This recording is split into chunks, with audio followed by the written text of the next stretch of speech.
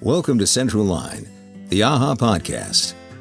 This is the official podcast of the American Animal Hospital Association, dedicated to simplifying the journey towards excellence in veterinary medicine for every member of the veterinary team. Here's your host, Dr. Katie Berlin. Hi, welcome back to Central Line. I'm your host, Katie Berlin, and my guest today is David Liss, who has a number of credentials after his name, and I'm excited to have him here and talk about one of my favorite topics, which is communication. David, welcome to Central Line. Oh, thanks so much for having me, Katie. This is great. Happy to be here. Before we start, I was wondering if you could give us a brief little introduction to yourself, how you came to be here, and what it is you're doing right now. Sure. So I have actually, fun fact, never had a job outside the veterinary industry. So I've been very lucky to have done a lot of stuff in this world. I started out as a kennel kid when I was probably 14, I think, and essentially spent the first probably 12 years of my career as a veterinary technician, veterinary nurse on the floor, did an alternate path, became an RVT, and worked in exclusively emergency and specialty for a long time and obtained a VTS. And then spent essentially the second chapter of my career in management and leadership. I ran a couple of 24-hour hospitals in Los Angeles and was the director of a technician program for a period of time. And then most recently, I've been working for two different corporate agencies. One right now is VEG as a multi-site veterinary regional director. So overseeing, like essentially managing managers and having moved up into that level. Cool. Managing managers, that's not an easy task. No, it's not. And it's an interesting, I think of it like executive coach, essentially. They managers and any professional operating at that level, you work with them, you coach them, you direct them and support them in a very different way than you would more of an entry-level staff member. They don't need to be told what the SOP is or how to do that. They have to be coached through how that gets done or what the big picture is or leveling up their skills. And we actually just went through a process where I was working with a couple of them on professional development. And I realized that, they're well beyond the writing of SMART goals. That's more for somebody who's, I want to learn IV catheters by, in 30 days so that I can XYZ, right? That's kind of a SMART goal. They're much more kind of objective thinkers thinking about a vision statement and then figuring out ways to make that vision execute. So it's a very different and it's a very fun position to be in. Yeah, that seems like it would be really inspiring because you're constantly kind of having to level up yourself to be a good coach for them. Absolutely, 100%. I'm constantly thinking and looking and reevaluating myself and taking feedback from them as well. I think the other part about being at the level is that they have really strong and apt feedback to give. And so I listen and adapt. And I think that, managers typically appreciate being able to essentially manage up and tell their boss, like, hey, we need something else from you, or hey, this thing you did came off this way, or whatever it is, right? Or you could have approached this differently. And we can really just have that kind of very filterless conversation because we are both, pretty engaged and strong management professionals.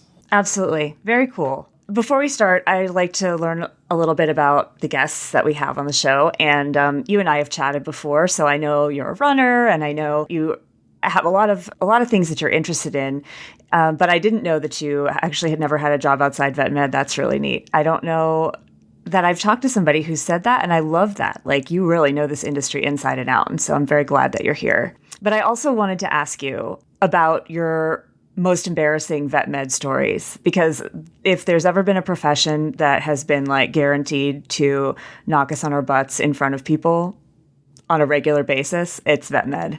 So do you have an embarrassing vet med story to tell us? I do. And people are they're gonna laugh, they're gonna cry, and they're also gonna probably think, how the heck did you do that? So the story is, I was working as a technician in an ER, and we did basically, most of everything. It was kind of like we didn't do doctor stuff, but we did, we unblocked cats and we, did all of these different things.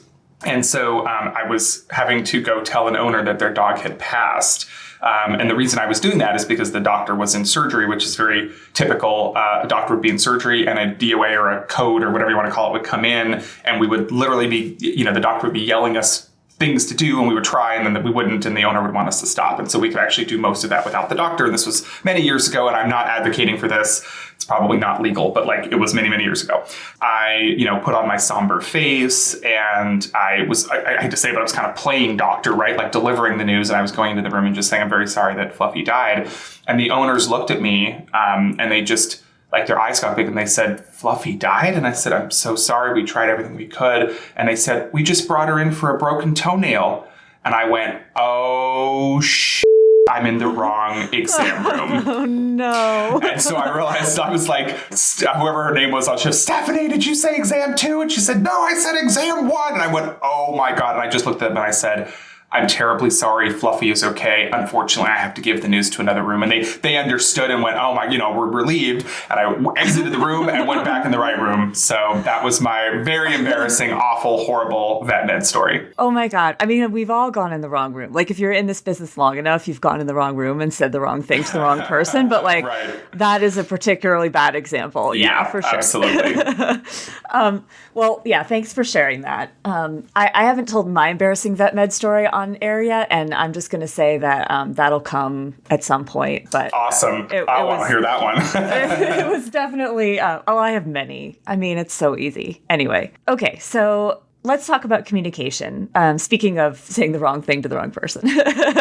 Communication is a hot topic now, and I'm really glad that we're talking more about communication. I know it's still called a soft skill, but honestly, without communication, the medicine, all that stuff doesn't matter because we can't get to it, right? So I wanted to ask you what you think are some of the biggest communication challenges that you're seeing veterinary teams facing right now. Yeah, that's a great question. I mean, I'll start high level, I think, because, we can talk about specific situations, and I think we're going to probably dig into those later. But I think if we take a step back, when you say something to some other human being, we have a natural assumption that that person heard exactly what we said, all of the words, got all of the body language, picked up on all of the tone, and also essentially completely understood the intent, right? All of those things. We assume that all of that happens, and that is bullshit. What happens is that person's, and I'm not a neuroscientist, but I'm going to just give you from what I understand as a communicator, that person's brain interprets it completely differently, assesses it in essentially the 5, 10, 15, 20, or 50 or 75 years of life and lived kind of iteration on their brain patterns. That's how they assess it.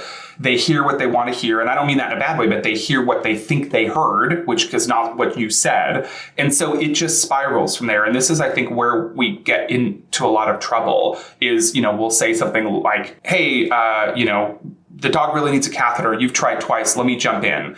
What the other person hears is, you're a big bully, you're pushed me out of the way. And I'm not saying that these are things that happen, and it doesn't mean that we can't adjust that communication style. But then the person that said the thing oftentimes is saying, well, I didn't mean it that way, right? This is the mess we get into when we communicate. And so I think that it's important to just take a step back and realize that that's essentially what happens every time we open our mouths and the other person opens their ears. And so then you talk about stuff like active listening and, ways that you communicate with somebody else, recording yourself and listening to it, like all these different things. And that's the reason why. So I thought it was important to just set the stage to say, guys, that isn't abnormal. That's actually exactly what happens when we communicate. And so you have to understand, especially as a leader or a veterinarian who's speaking to a customer or a client, that's going to happen every time. And so if you kind of are aware of that, then you're almost constantly thinking about how you're communicating. And then B, when there's a mess up in communication, you don't get into that cycle of like, but I thought I said, you just understand that it's part of the process and you've got to go clean up on the back end and re-speak to the intent or re-speak to the tone of what you meant or apologize for how it came off, all of the things. But if we just understand that that's just the normal messy process of communicating, then I think we can take the next step into iterating and like improving on how we do that. Yeah, that's all really good. I didn't really think about that as being such an issue where sometimes you can communicate really, really well, but that doesn't necessarily mean that your goal is just automatically achieved. Right, exactly. Mm-hmm. You can be the best communicator in the world, but that doesn't necessarily mean that your message is getting across every time. Right. People have complicated lives and full heads, and tone matters, and we communicate a lot in text right now too, which is absolutely a whole other thing. Yeah, and I think it's interesting for like veterinarians to listen to the podcast or technicians or anybody scientific or somebody that does things with their hands or so when you look at a piece of blood work and you see that the kidney values are high, you know that it's a kidney thing, and then you write a script for a medication. That's all things that you kind of control. And I think that when that's kind of your work and the world you live in, and almost the kind of communication that you feel that you live in, when you then have another human in the mix and they don't understand it or don't get it or are upset by it or whatever it is, we get thrown for a loop as scientists, right? Like, but the blood work says the kidney's high. I gave you the medication. Why are you so upset? And the client is like, I'm just upset, right? And we have to talk through that. So I think that it's important for veterinarians and technicians and nurses and, all of our people that work in our veterinary hospitals to understand that your world of I took the scalpel and I made the cut and I clamped the thing and I tied the thing and the dog's okay is your work. But when you start speaking to the other humans, it gets a lot messy. And there's nothing wrong with it. It's fine. But you have to understand that, as you said, stop calling it a soft skill, start calling it a hard skill. Is a very important skill to have as well. Yeah. I mean, and on that same note, like, I know you probably have to do a lot of CE because you have multiple credentials that you want to maintain, and it's also valuable for your job. And as veterinary professionals, most of us who have a license of some kind do CE pretty regularly, but a lot of us don't get credit for doing CE in things like professional development and communication and management issues. Like, as a veterinarian in Pennsylvania, none of those credits counted towards my CE requirement. And I'm in Colorado now. It's a little bit different, but it's still only a few credits out of 30 or 32 or something. And I was just wondering how you feel about that. Yeah, I understand it from the lens of it being like non-medical CE, CME. I mean, I understand that point of, veterinarians needing however many credits to, improve their technicians as well. Nursing skills, diagnosing skills, all of that stuff. I do understand that lens. I do think, though, that if we think about being in the 21st century and thinking about veterinary medicine as a medical science, first and foremost, I'm not debating that, but also an industry that cares about customer experience and cares about clients and cares about their engagement with their pets and the role that we play, I think we have to talk about communication. So I've seen it crop up more and more, and I've seen a lot of state boards and CE registration or regulations have like a little extra bullet at the bottom that says, 2 hours or 4 hours of non-clinical CE allowed, that type of situation. And so you can throw anything in that bucket, including management stuff, right, for veterinarians that own their own practices.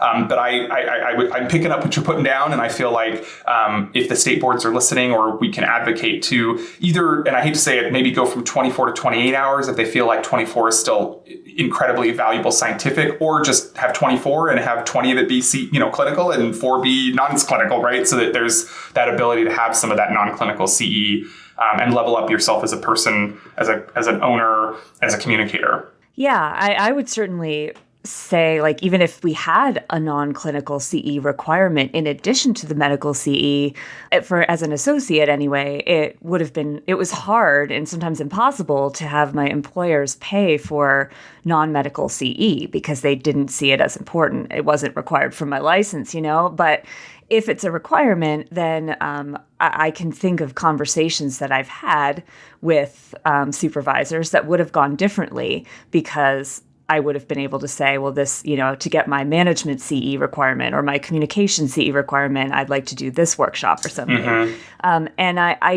it sort of normalizes it and makes it seem like it really is important. Not just some people are into it and other people aren't. And we are a medical profession, but it doesn't do any good to know all the tests if you can't go in and talk to the client and make them understand why you're recommending those tests, and that you're not judging them if they can't afford all of the tests and all of that stuff that is sort of viewed as secondary, but to me is so, so important. No, absolutely. I mean, and so that's a huge aspect of it. And I think that thinking of doctors, veterinarians, and technicians who do client education and work with clients as educators and as communicators is a great first step. And then that means, okay, well, if that's a skill set, then we need to provide support and level it up. And then, of course, the other side of it, too, is understanding that we work in businesses and thinking about, employee engagement and connection amongst employees and retention and all of those things. Many, many, many times people have left jobs because of communication. That wasn't the situation or the scenario, but probably at the root of a lot of it was communication. And a lot of times, employees say, we weren't heard, we didn't see change happen. They weren't feeling like they were heard. And so there was some communication that didn't happen. So there's two aspects of it that I think are super important. Maybe the veterinary board draws the line at okay, we don't we don't give you CE to take care of your business. Maybe that's your house, right? But like definitely working with clients and that being essentially a way to get to better medicine, I could definitely see the path for some requirements around, making non-clinical CE required. Yeah, that's a good point. Yeah, and communication issues. I mean, we talk all the time now about burnout and attrition, and everybody's working short-staffed, and there are numerous potential causes for that, which we won't get into, obviously. But do you feel like there seems to be always those hospitals that don't have trouble finding team members, and their people stay forever? And do you think there's a correlation between teams that are constantly, filled and their team members just seem to stay, and the type of communication that they try to use with their team? Yeah, I think that companies or hospitals, private clinics that have low turnover, low attrition, and essentially if you were to go interview there, they could say, hey, so-and-so's been with us for, 5 years, so-and-so's been with us for 10 years. They have those kinds of legacy employees. There's some secret sauce there that I think you as an employee, you definitely want to try to find. And I do think that, communication is part of it. There's a lot of other pieces to it, but I think if you kind of distill it down, even if you think about, for example, a hospital or a practice where they have great retention, and they have like a great benefits package. Well, that's part of it, and that's great. But how do they communicate that benefits package? I mean, I would be probably pretty sure that the manager does, a big hoorah at open enrollment and talks to the employees about why they offer what they do and how it's so important and how this can help them. There isn't just like a PDF that's sent via email saying, hey, here's our benefits for the year. And that's communication, right? So like, that's how you present that to your team, using tons of different channels, right? Email, text, Slack, phone calls, Zoom, like all of the ways to get connected with your employees, communicating with them about where the hospital is going, where the business is going, why decisions were made, what things are happening, having regular team meetings that are not just one-man shows, meaning the manager is just talking at the team for an hour. So, and we can go through all those, but that idea of like, how do they think intentionally about how they communicate and how are they communicating is probably part of why people stay, because communication creates feeling. When you communicate with somebody, you absolutely imprint, some sort of feeling, and people have a subconscious kind of non-controlled feeling reaction to it. And then we start telling ourselves the story, and then it goes from there. And so if you communicate in a way that makes people, de-escalate and feel supported and kind of, all of the like good hormones, the oxytocin hormones are flowing versus the cortisols and the stress hormones, you probably find that your employees stay with you longer. Yeah. Sometimes it's not as much about what you say as it is how you make people feel. Yep, or how you say it. Absolutely. Yeah. You're totally right. Yeah. So, I'd like people to take something actionable away from this conversation. And so I was wondering if maybe we could go through a couple of examples that I've seen unfold in front of me. And I'm sure in your management experience, You've seen all these examples unfold in front of you. So I just was wondering, sometimes broaching the subject isn't the hard part. Like sometimes bringing something up with your management is difficult but doable, but then that initial reaction maybe is negative, or is it kind of intended to shut down the conversation? And that's where I feel like a lot of people could really benefit from some training and tips. So the first example that I was thinking of was, say you have a CSR who's just feeling a little bit disengaged. Like CSRs, there's a huge turnover rate in that position anyway. It's a really tough job. But say this person is interested in taking on some extra responsibility or doing some extra training so that he feels more comfortable with the current responsibilities that he has. What are some ways that you've seen this not go well? And how do you feel like team members should approach this? Sure. So, the good thing is that it oftentimes does go well because, you get a team member who takes on extra assignments and is excited to grow and all of the positive things. But I do think that it's important to call out some of the negatives. So I think just as some off the top of my head, a couple of things is one, you ask a team member to do more work. You either don't make it safe enough for them to have the compensation discussion, or you don't offer them more money and they do it initially and then some resentment builds up because they're truly doing more work for the same pay, right? So you've got to think about what does that look like. The second thing that I think it sometimes goes awry is if you don't communicate that to the team and be transparent about what they're doing and essentially what their kind of new stretched role is, then they end up with maybe a non-title title.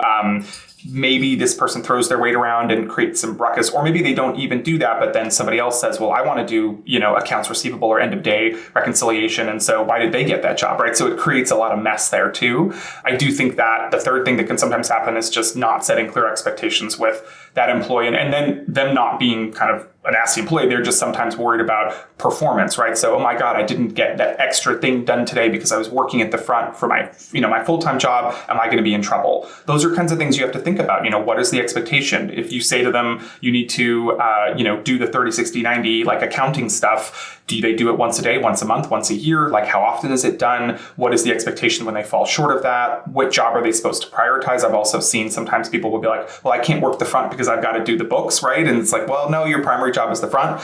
So I say these things not because you're going to get it right the first time, but because you're going to have to clean this up on the back end. It's probably naturally going to just devolve. You can't give them a 60-page cited paper on their new job and they're going to be able to read it, right? And know all the ins and outs and, how we like write our laws and this, and, you can't have all the footnotes or whatever. But what you can do is just kind of think about it. So one of the things I think you can do is the first step is just plan. So, what is the conversation you want to have for that person? What's the intent of the conversation? What are some non-negotiables? If you're like going into a coaching conversation, what are some kind of blind spots or areas that you think the employee, for example, might be asking you questions, like come prepared with answers like, no, I can't pay you more.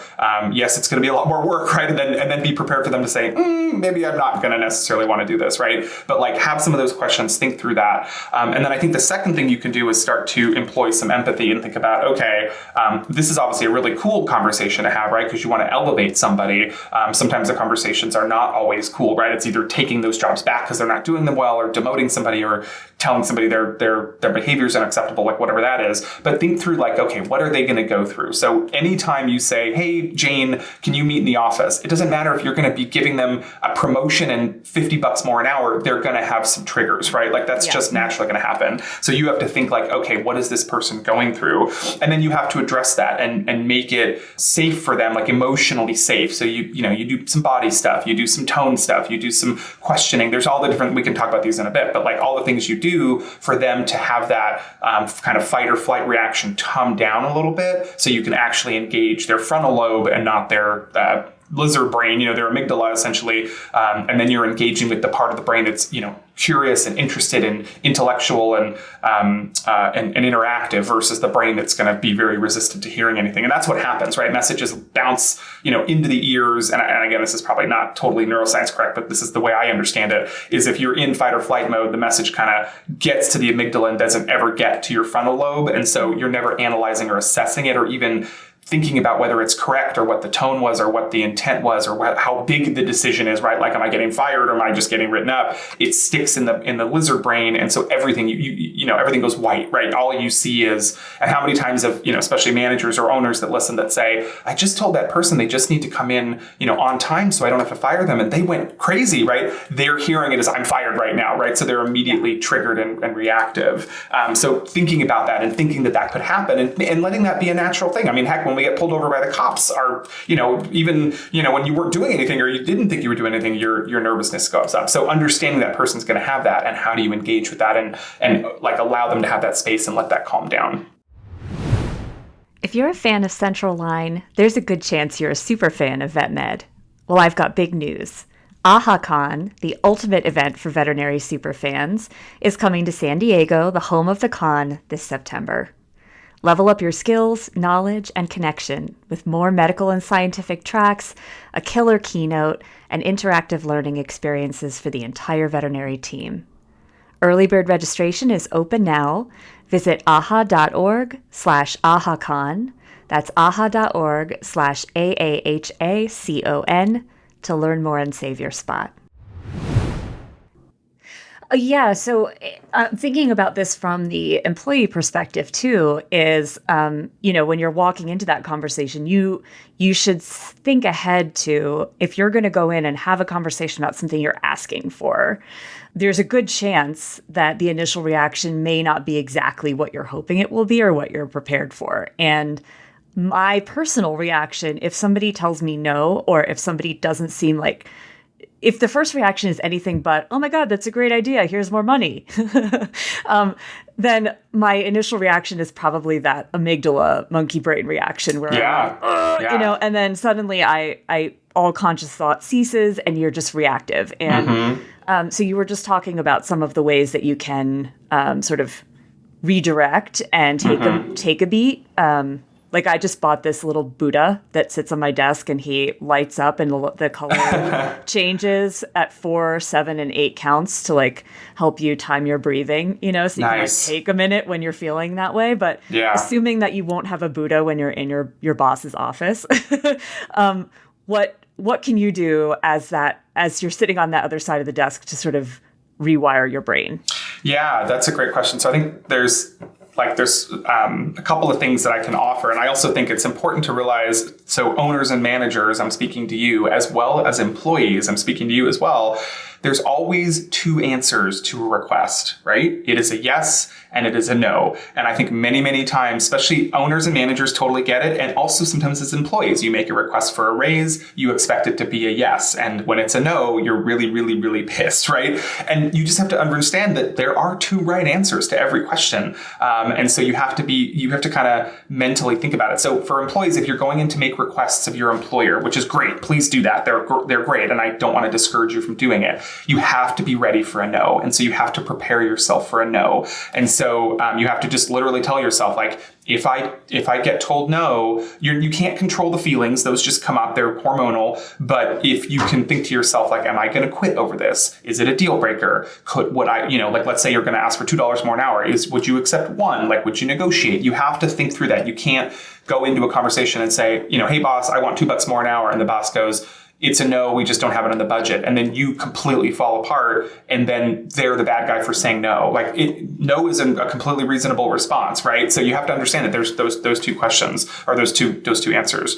Owners and managers, same thing, right? If you make a request for an employee, if you say, oh my God, so-and-so quit and I have an overnight shift to cover and can you cover it? And that employee says no, they're not a bad employee for saying no. That's a reasonable response. I mean, you can order them to do it. I guess you could say like, you have to work. But like, if you say, would you work? And they say no, then that's also okay.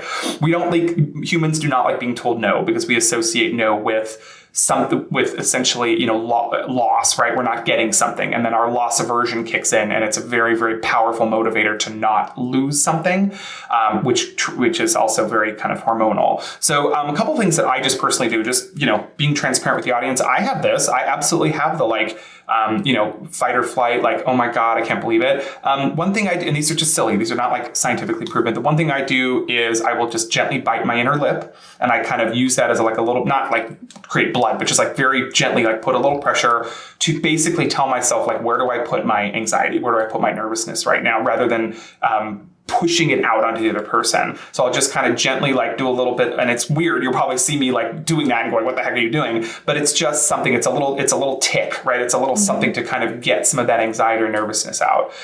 The other thing that I'll do is I force myself not to say anything. So if somebody says to me, if I say, hey, tomorrow or next Thursday, there's an overnight shift, can you cover it? And they say, no, I'm going to a party, I just can't. I sit there and I just do not say, I just sit in the I'm really upset right now and just start to breathe and kind of breathe like through pursed lips, right? So like you just kind of keep those lips really tight together and hold yourself in that really, really awful place. But you have to kind of feel that wave. And then if you give that like 30 seconds, usually it will wash through you and you can get your frontal lobe going. And then the third thing that I do is I almost, it's like a technique for me to calm down. The person doesn't always realize that I'm doing that, is I ask questions. When you ask questions, you divert blood from your amygdala to your frontal lobe, and you're also doing the same thing for them. And that's why that's why we talk about leading through curiosity or managing through questions, is that you're getting them to also circumvent the amygdala by getting their frontal lobe to turn on and drive some of that blood flow. So I just say something like, well, you said you have a friend. What time does your party end? Oh, it ends at 10. Oh, would you be willing to work 10 to 3? Oh, you start to engage with them, and that will bring the level down like no other when the frontal lobe is starting to fire up. So those are just like a couple of things that I personally do, for employees or anybody that's going in. Like, you've got to figure out some sort of way to hold the nervousness or the anxiety if you're told no, because you got to be prepared for that. And so, however you kind of approach those other situations in life, if you've been through really nervous situations, like tough situations, that would be, you could do that same thing. But I think one of the biggest ones would just be to ask questions to follow up. It'll get your frontal lobe going and it gets their frontal lobe going. I love that. I've never heard that before, that like when you ask questions, it kind of changes the focus in your brain and then for the other person as well. But it makes perfect sense because you have to use your frontal lobe to formulate those questions. Like if you let the amygdala do the questioning, it's not going to be right. No, exactly correct. Yeah. It's going to be yelling. So my other example that I was going to give you was, this is coming totally hypothetically. Sure, of course. Let's say that an associate is asked, say, to, like we were talking about, cover extra shifts because another doctor is on vacation, and she says no. And then she finds out that management has been talking to each other about how she's not a team player, hypothetically. Sure. Say that in this situation, whether or not the associate should have said yes, or whether or not no is a reasonable answer to these requests, that all depends on context, I think. But the fact is that there are situations where team members will feel like they're not being respected by management, but they find this out secondhand. And it's really hard in those situations to know, do you bring things up and have a hard conversation that you probably could get by without having? Or do you not have the conversation but take the risk that the resentment will kind of fester? And I was wondering what you think about that. Like, conversations that maybe aren't strictly necessary and are going to be unpleasant. How do you kind of make that decision as somebody who's not in a position of power? Yeah, so the first thing I'll say is I definitely don't defend those managers for somehow leaking information about your performance to you without speaking to you about it. So that's not cool. And so we're not going to address that today, but that is not cool, guys. Keep it to yourselves or keep it confidential, right. Or whatever it is, and then just go have a conversation with that employee about their performance and talk to them. On the employee side, though, absolutely get that it's really difficult. I don't have I don't think any great or wise or sage advice. I think that it just has to kind of do with the end game. So if you know yourself well and you know that now that you've heard this information, it is going to lodge in your brain like a shard of glass, and it is going to make you a probably worse employee, right? Like, you're going to start being resentful, you're going to start being sharp, you're going to be brooding on it or whatever.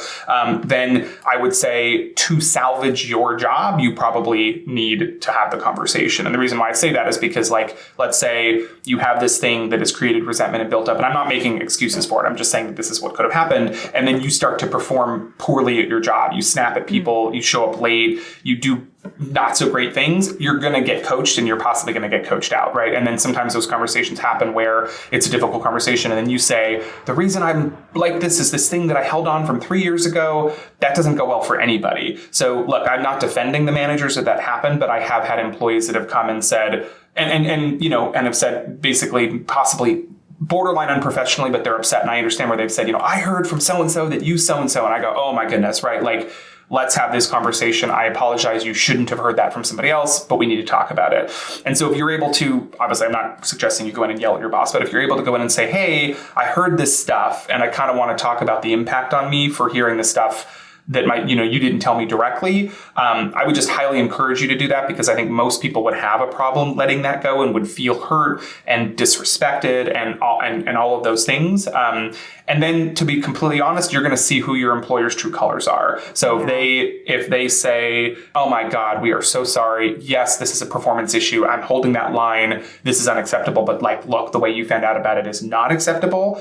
That's probably an employer you can be vulnerable, transparent with, and hang in there with. If they, shut down, or they want to, or, whatever, all these other kind of not so great employer things that they do, you should probably start looking for another job, because you're just not going to last there. You were disrespected and were treated poorly, and they're not going to respond to it. But what I would say is that these this is a very important lesson for everybody, and I get it, it's tough, but it's very true. These conversations do not kill you. They do not cause you any kind of physical harm. I'm not, God forbid, I hope nobody's swinging at you, but right. they don't open up your skin. They don't, your heart beating a little bit faster does not hurt you. So it is just scary for scary's sake. And I think in a lot of times in life, and especially in the workplace, we avoid scary when it's not physically scary. It's just sitting in front of somebody and having a whole kind of shower of emotions that you have to work through. And so I would encourage people to just do it. And the reason I say do it is because you can only get better at it if you do it. And if you do it, you'll get better at it. And you'll realize that you lived, you come out the other side,